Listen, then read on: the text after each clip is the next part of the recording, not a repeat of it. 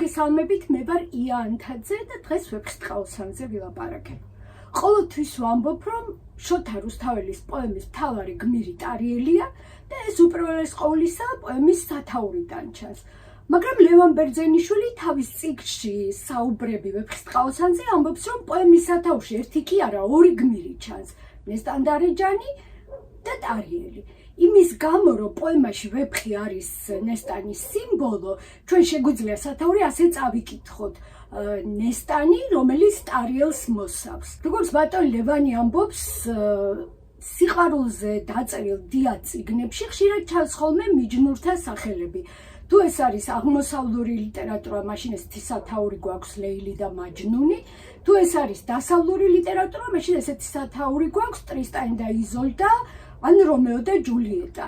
და როგორც ბატონ ლევანი ამბობს, თუ ვეფხისტყაოსნის სათაური დაიწერებოდა აღმოსავლურ ყაიდაზე, მაშინ მისი დასახელება იქნებოდა ნესტან დარეჯანი და ტარიელი და თუ დასავლურ ყაიდაზე დაიწერებოდა სათაური, მაშინ მისი დასახელება იქნებოდა ტარიელი და ნესტან დარეჯანი. მაგრამ როგორც ხედავთ, პოემას ჰქვია ვეფხისტყაოსანი, ესე იგი ქალი, რომელიც ჭაბუკს მოსავს. ლევან ბერძენიშვილის აზრით ლოგიკური არის სათაურში ნესტანის ხსენება, იმიტომ რომ ნესტან დარეჯანი არის პოემის უზარმაზარი სამყაროს ცენტრი და ღერძი, იმიტომ რომ ვეფხისტყაოსნის თითოეული მოქმედების დამწყები და ინიციატორი სწორედ ნესტან დარეჯანი არისო. მოდი ჩვენც დავიწყოთ თავიდან. ნესტან დარეჯანი არის ინდოეთის მეფის ფარსადანის ერთადერთი შვილი, ერთადერთი ასული, ნანატრი ქორწინებიდან წლების შემდეგ შეძენილი. და როდესაც უნდა შვილი შესძენოდა ფარსადანს, მთელი ინდოეთი მათთან ერთად იყო, მთელი ინდოეთი ზეიმობდა, წიგნი წიგნს ეწეოდა, დედოფალი ოდეს შობდა, მოციქული მოციქულსა, ინდოეთი სრულად ცნობდა. მეფე უძვირფასეს საუნჯედ მიიჩნევს თავის მზისა და მთვარის მსგავს ასულს, უხსილდება როგორც უძვირფასეს საუნჯეს და ამიტომ მას აუგებს კოშკს და ამ კოშკში გამოკეტავს 7 წლის ასაკიდან და მიუჩენს აღმზრდელად ქაჯეთში განბრძნობილ მამიდას, ანუ თავის დას დავარს. სწორედ დავარის თვალწინ იზრდება ნესტანი, რომლის სამყარო წლების განმავლობაში ამოიწურება ამ კოშკით და ბაღჩით და სწორედ ამ კოშკში შეიძენს ნესტანი თავის უმთავრეს თვისებას, ეს არის თავისუფლების სიყვარული. და ვეფხისტყაოსნის მთელი სიუჟეტის მანძილზე მთავარი, რასაც ნესტანი აკეთებს, ეს არის ცდილობა, რომ გაიქცეს დახშული სივრციდან. თავდაპირველად მხოლოდ მამის ტყვეა, ეს სიტყვა ტყვე შეგვიძლია აქ ბრჭყალებში ჩავწეროთ, რასაკვირველია, მაგრამ ფაქტია, რომ ვერ გამოდის კოშკიდან. შემდეგ დავარი მას კიდობაში ჩასვავს და ზანგმონებს გაატანს და მერე უკვე აი ამ მონების ტყვე ხდება. შემდეგ ხდება ფატმანის ტყვე, აქაც შეგვიძლია ტყვე ვიხმაროთ ბრჭყალებში, მაგრამ ფაქტი არის, რომ ვერავის ვერ ეჩვენება და დამალულია ისევ ყველასგან. და შემდეგ ხდება მელიქსურხავის ტყვე, ერთი ოთახი აქვს და წინ 9 მცველი ეღობება მის თავისუფლებას და ბოლოს ქაჯეთის ტყვე არის, სადაც ერთ სენაკში ზის და 1000ობით მცველი იცავს მას, რომ არ გაიქცეს არსად და არ დატოვოს ეს სენაკი. ერთი კი არის, რომ ნესტანის მშვენება და მისი ქცევა მის ყველა შემდეგ მფლობელს აიძულებს, რომ თაყვანისცენ ნესტანს აი ამ საუნჯეს და ყველაზე მდაბიონიც კი მათ შორის დავარის მონები ხანდახან ხსნიან ამ კიდობას და ამოიყვანენ ნესტანს და ათავისუფლებენ მას ამ მძიმე ტყვეობიდან. მელიქსურხავი მაგალითად მამაშვილურ გზნობებს იჩენს მის მიმართ, შემოსავს, ტკბილ სიტყვას არ მოაკლებს, ოქროს ტახტზე დასვამს და რაც შეეხება ფატმანს, ფატმანი იმდენად მზრუნველი არის ნესტანის მიმართ, რომ პოემის ბოლოს ნესტანი მას დედისამჯობ დედას უწოდებს. და ამგვარ პირობებში ინდოეთის მეფის ასული არასდროს არ კარგავს თავისუფლების წყურვილს და არასდროს არ უქრება მას პროტესტის გრძნობა იმის გამო, რომ არ არის იქ, სადაც უნდა იყოს.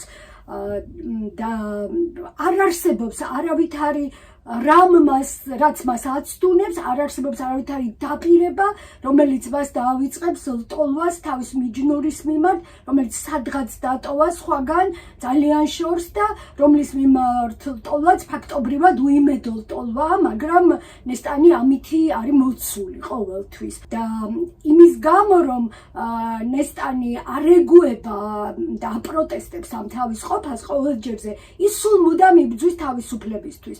ზოგჯერ ჩვენ ვხედავთ ამას როგორ აკეთებს, ზოგჯერ ვერ ვხედავთ, მაგრამ ბოლოს ვხედავთ შედეგს, რომ ის არავის არასდროს და არსად არ ნებდება. ყოველი ბოროტების სათავე ნესტან დარეჯანისთვის არის გზა. თავიდან ეს ნავი კიდობნით წლების განმავლობაში ზღვას სერავს, შემდეგ გზაზე ხვდება ნესტანი, როდესაც მელიქსურხავის სახლიდან გამოიქცევა და იქაც შეიპყრობენ და ისევ გზა უმტყუნებს და ჩაუქრობს იმედის ნაპერტკალს. ერთი რაც ნესტანს ახასიათებს ის არის, რომ დროს არასდროს არ ითვლის. იმიტომ რომ არაფერს მომავლისგან კარგს არ ელოდება და მისთვის არსებობს მხოლოდ და მხოლოდ შინაგანი დრო. ინდოეთიდან გამოძევების შემდეგ მისი გზა გადის სამ სხვადასხვა სივრცეზე. ერთი ეს არის ზღვა, მეორე ეს არის ზღვათა სამეფო და მესამე ეს არის ქაჯეთის ციხე და სამივე სივრცე მისთვის არის ფაქტობრივად სიკვდილმისჯილის საპყრობილე, იმიტომ რომ არ არსებობს არავითარი ნიშანი იმისა, რომ ნესტანი აქედან ცოცხალი გააღწევს, მაგრამ ამ რეალობაში მისი შინაგანი დრო რომ არსებობს, ამას ჩვენ პოემის ბოლოს გავიგებთ, მაგრამ რეალური დრო მისთვის ნამდვილად კარგავს მნიშვნელობას და ნესტანის ქცევით გაოცებული მელიქსურხავის ზღვათა მეფე თავის ორ ეჭვს უპირისპირებს ერთმანეთს, ან ასე არის, ან ისეო და მე ჩვენ ვიგებთ, რომ ეს ორი ეჭვი კი არ უპირისპირდება ერთმანეთს, არამედ ნესტანში ეს ორივე თან ხვდება. აი რას ამბობს მელიქსურხავი მასზე, ან ვისიმე მიჯნურია საყვარელი ეგონების, მისგან კიდე არ ვისაც ცალს, არცაღა ვის ეუბნების, ანუ არის ბრძენი ვინმე, მაღალი და მაღლად ვხედი, არცა ლხინილხინად უჩანს, არცა ჭირი ზედაზედი, ვით ზღაპარი ასე ესმის უბედობა თუნდა ბედი, სხვაგან არის, სხვაგან ფრინავს, გონება უცვით ატრედი. ესე იგი რას ამბობს, რომ ან მიჯნურია და მუდმივად თავის მიჯნურზე ფიქრობს, ან ისეთი ბრძენია, რომ ამ ცხოვრებას ზემოდან უყურებს და არც ჭირი და ლხინი გაარჩევა ერთმანეთისგან და არც ბედი და უბედობაო. და ამ ორივე მოსაზრებას ქაჯეთის ციხიდან გამოგზავნილი ნესტანის წერილი ადასტურებს, სადაც პირველად ისმის ნესტანის შინაგანი ხმა. თუმცა მანამდე მინდა რომ იმ ეპიზოდს დავუბრუნდეთ, როდესაც დავარი ნესტანს გაატანს ქაჯმონებს და ეტყვის, რომ გადაკარგეთო იქ, სადაც ზღვის ჭიპი არისო.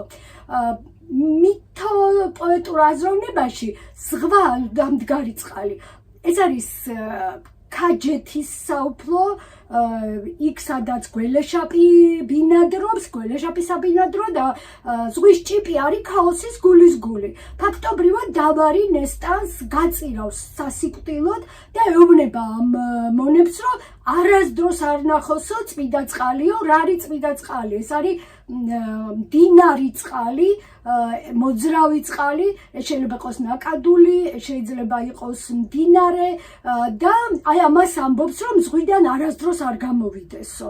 და სიუჟეტის მიხედვით ამის შემდეგ ნესტანის სიკვდილს გადაურჩა სრულიად შემთხვევით, ესე ჩანს ყოველ შემთხვევაში ვეფხისტყაოსნიდან, ფატმანმა გამოიხსნა, როდესაც ზანგვა მონებმა ნავი მოაცურეს გულანშაროს ნაპირთან, არ გაითვალისწინეს დავარის ბრძანება, ასე ვთქვათ, და ნესტანი კიდობნიდან ამოსვეს, თან აქეთ-იქით იყურებოდნენ, რომ ვინმე ხო არ გხედავსო, მაგრამ სინამდვილეში ფატმანი მათ ფანჯრიდან უყურებდა და თავის მონებს გაათავისუფლებინა ეს რაღაც მზე საოცარი, რომელიც კიდობნიდან ანათებდა და იმის მიუხედავად რომ განცდა გვაქვს რომ შემთხვევით გადარჩა ნესტანი და პრინციპში შოთა რუსთაველიც ამას გვეუბნება რომ იმ შემთხვევაში ფატმანი სახლში იყო სრულიად შემთხვევით წინამდვილეში არის ერთი მინიშნება რომელიც გვეუბნება რომ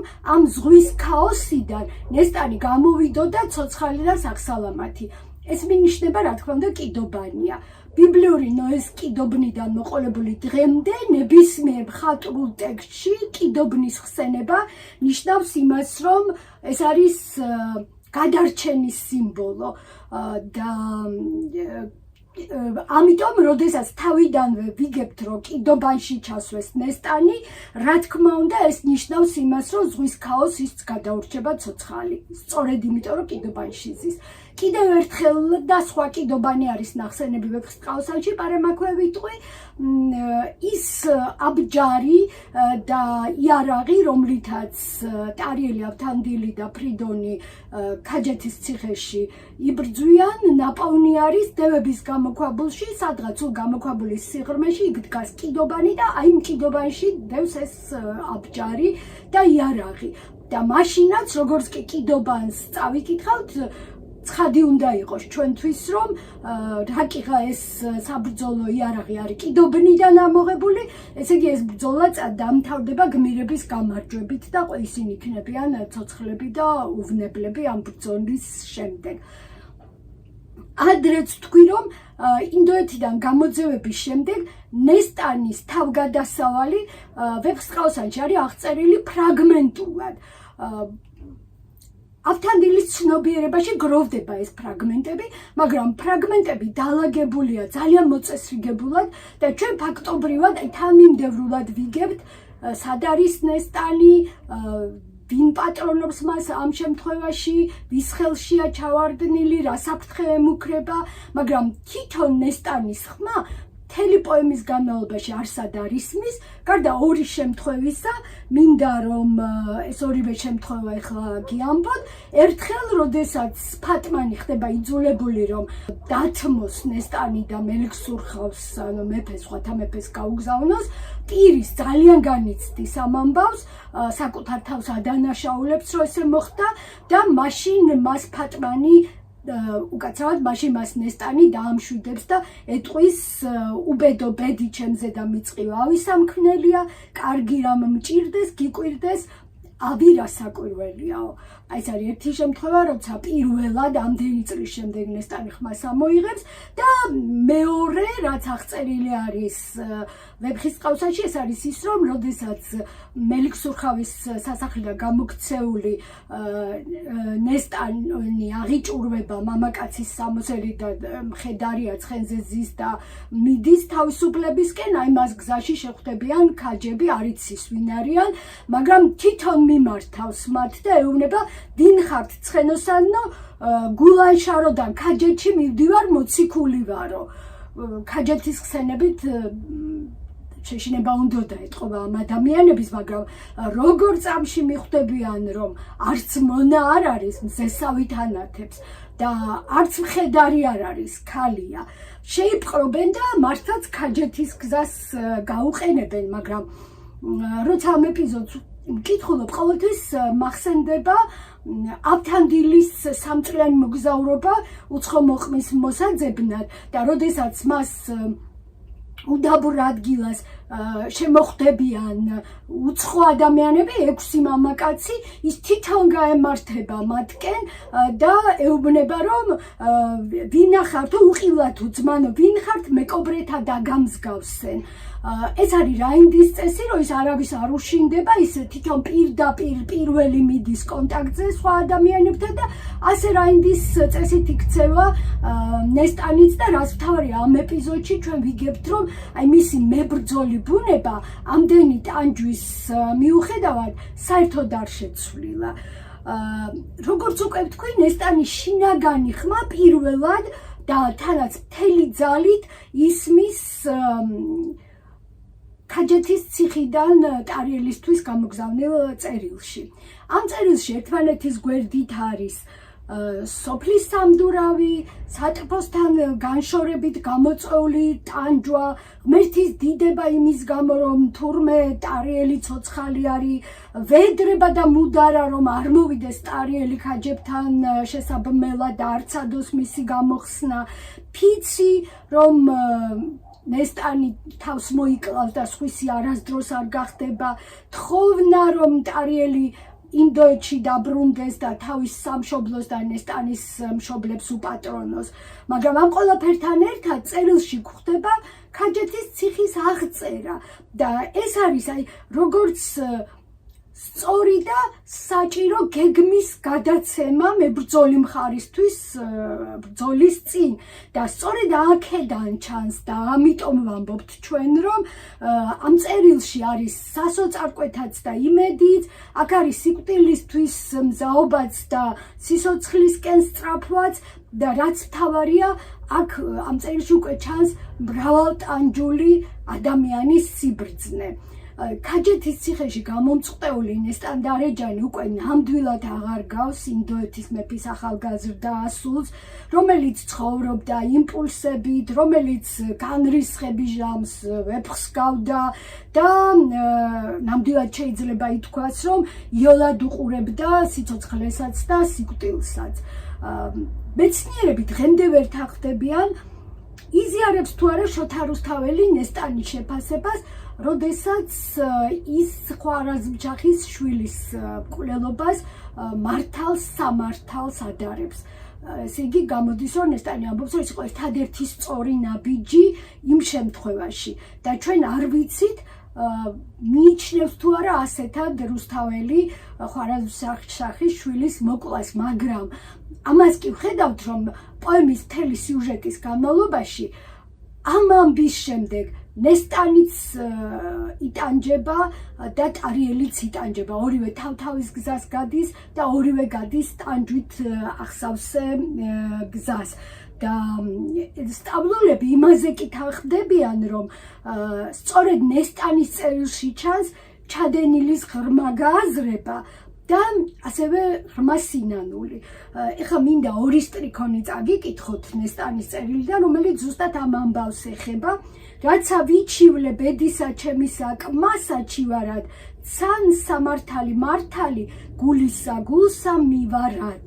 აი სამართალი მართალი აქიჩენს თავს კიდევ ერთხელ, სულ ორჯერ არის ეს სიტყვათა შეთანხმება პოემაში ნახმარი.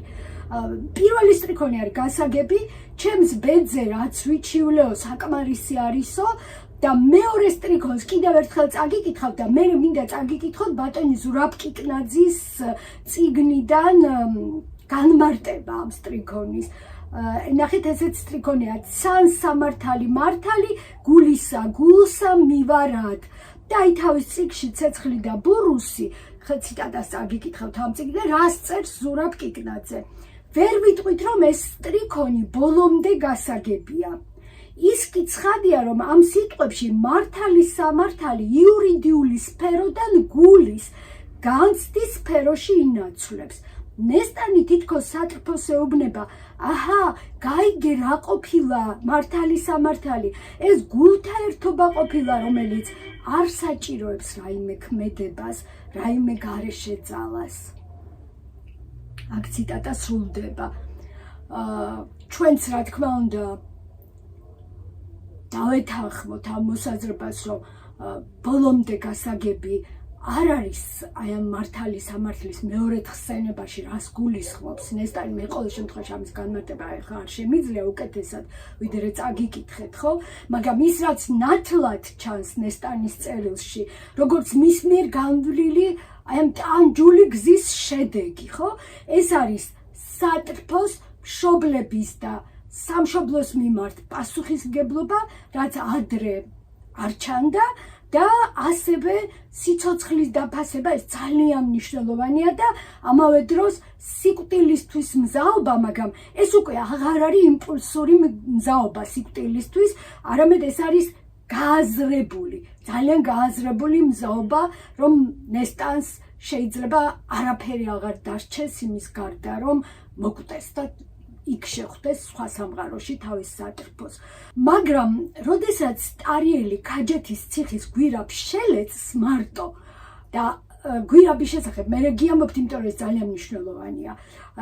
ეს ნიშნავს, რომ ანუ გვირაბის შელეცვა ნიშნავს, რომ ნესტანის ტანჯვა არის დასრულებული, ნესტანთან მისასვლელი გზა არის თავისუფალი და შემდეგ უკვე ნესტანი და ტარიელი როგორ ხვდებიან ერთმანეთს, ამას რუსთაველი ჩვენ გვიამბობს ავთანდილის და ფრიდონის თვალით, რომლებიც შემდეგ შევლენ უკვე ამ გათავისუფლებულ გვირაბში და ესე აღგვიწერს.